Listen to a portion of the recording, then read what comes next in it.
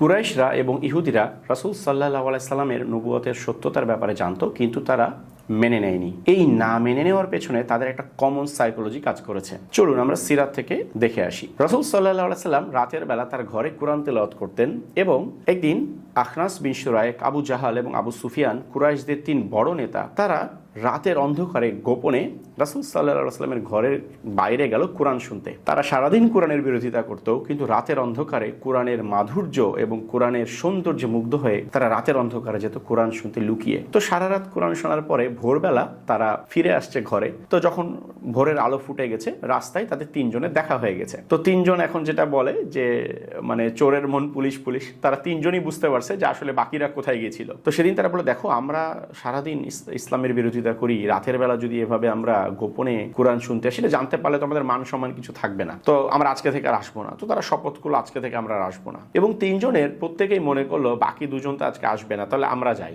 আমি যাই। এবং দ্বিতীয় রাতেই আবার তিনজন গেল এবং ভোরবেলা তিনজনের দেখা হয়ে গেল। তারা খুব লজ্জায় পড়ে গেল এবং কঠিনভাবে শপথ নিল আজকেই শেষ, আর আসবো না। তখন ওই দিনও আবার প্রত্যেকেই ভাবলো যে বাকি দুজন তো আজকে আসবে না, অন্তত মান সম্মানের ভয়ে আমি যাই। এবং ভোরবেলা আবার তিনজনের দেখা হয়ে গেল। তো যখন পরপর 3 দিন তারা নিজেরা এভাবে ধরা পড়ে গেল, তখন আখনাস বিন শুরাইক সে আবু সুফিয়ানকে বলছে, আবু সুফিয়ান, আমরা কিসের টানে আসছি? সত্যি করে বলো তো, মোহাম্মদ যা বলে এটা কি সত্য? কেন আমরা এখানে প্রতিদিন আসছি? তখন আবু সুফিয়ান বলল, দেখো মোহাম্মদ যা বলে আমি তার কিছু বুঝি কিছু বুঝি না, তো আমি আসলে কনফিউজড। অর্থাৎ আবু সুফিয়ানের কনফিউজড। তখন আখনাস গেল আবু জাহালের কাছে এবং বলল যে তুমি বলো তো মোহাম্মদের কথা কি সত্য, বা মোহাম্মদ কি সত্য নবী?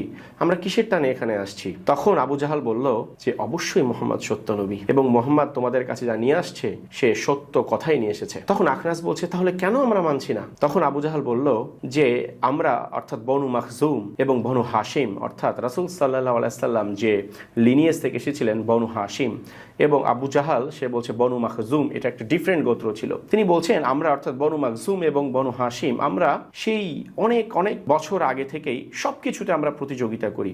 তারা হাজিদেরকে খাওয়াই, আমরাও খাওয়াই। তারা হাজিদের খেদমত করে, আমরাও করি। তারা দান খয়রাত করে, আমরাও করি। তো সবকিছুতে আমরা তাদের সাথে একটা কম্পিটিশন করেছি, এবং যখনই তারা একটা ভালো কিছু করেছে আমরা তাদের ইকুয়াল লেভেলে করার চেষ্টা করছি। অর্থাৎ এই যে সমাজে একটা কন্ট্রিবিউশন রাখা বা মানুষের কাছে একটা পজিটিভ ইমেজ ধরে রাখা, এটাতে সবসময় বনু মাখজুম এবং বনু হাশিম প্রতিযোগিতা করেছে, এবং তারা সবসময় সমান সমান ছিল। এখন হঠাৎ করে তাদের মধ্যে থেকে একটা নবী বের হয়ে গেল, এবং তারা বলছে আমাদের মধ্যে একজন নবী আছে। তো আমরা তো কোনো নবী বের করতে পারছি না, বা আমাদের মধ্যে তো কোনো নবী নাই, তাহলে আমরা কেন মেনে নিব? এবং আবু জাহাল বলল, আমার জীবনের শেষ মুহূর্ত পর্যন্ত তার বিরোধিতা করাই হবে আমাদের কাজ। আরেকটা স্টোরি দেখি, চলুন এবার ইহুদিদের নিয়ে। কেন ইহুদিরা রাসূল সাল্লাল্লাহু আলাইহি সাল্লামকে মেনে নিলেন না? রাসূল সাল্লাল্লাহু আলাইহি সাল্লামের একজন স্ত্রী ছিলেন সাফিয়া বিনতে হুয়াই। তিনি এই ঘটনা বর্ণনা করেছেন। তিনি বলছেন, আমার চাচা যখনই বাড়িতে ঢুকতো, বাড়িতে ঢুকে আমাকে অনেক আদর করত। হ্যাঁ, আমার মানে বাড়িতে ঢুকে আমাকে আদর করত এবং আমার যত্ন নিত। একদিন দেখলাম আমার চাচা বাড়িতে ঢুকলো, কিন্তু খুবই দুশ্চিন্তাগ্রস্ত একটা মুখ নিয়ে এবং খুবই চিন্তিত ভাবে, যেন আমাকে চিনতেই পারছে না। এবং বাড়িতে ঢোকার পর তিনি সরাসরি আমার বাবার কাছে চলে গেলেন। এবং আমরা জানি সাফিয়া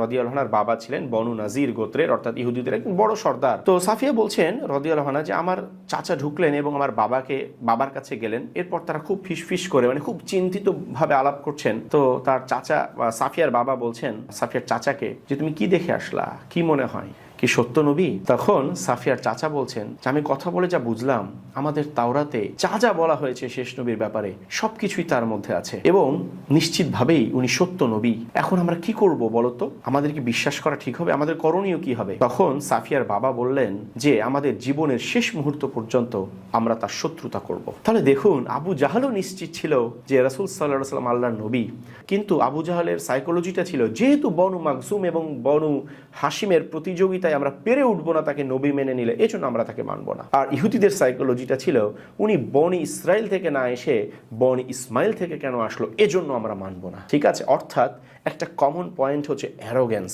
কুরাইশরাও জানতো, ইহুদিরাও জানতো রাসূল সাল্লাল্লাহু আলাইহি সাল্লাম সত্য নবী, কিন্তু এই অ্যারোগেন্সের কারণে তারা ইসলাম গ্রহণ থেকে বিরত ছিল। এবং এই অ্যারোগেন্স হচ্ছে এমন একটা বদগুণ মানুষের মধ্যে যেটা মানুষকে সত্য গ্রহণ থেকে দূরে রাখে। আল্লাহ সুবহানাহু ওয়া তাআলা আমাদের হেফাজত করুন।